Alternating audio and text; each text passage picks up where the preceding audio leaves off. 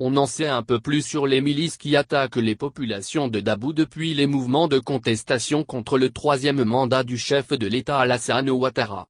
Et c'est Orphi qui lève le lièvre sur cette milice, à partir de certaines confidences que le maire et le préfet de Dabou ont faites, sûrement outrés par les tournures que prennent les événements.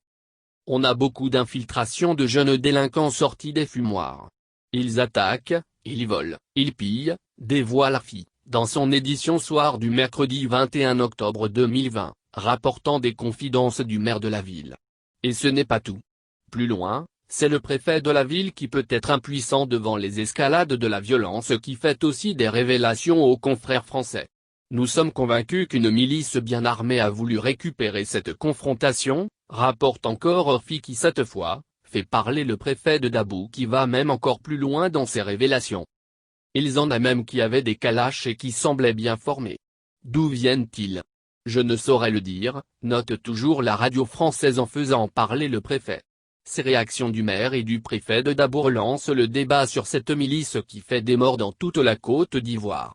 À Dabou comme à Bongouanou, des coups de feu à l'arme automatique ont fait des morts dans des affrontements dans ces localités. Et à Dabou, plusieurs personnes parmi ces milices ont été prises avec des armes. Qui les a armées? À Dabou surtout, des sources accusent certains cadres du pouvoir de la région.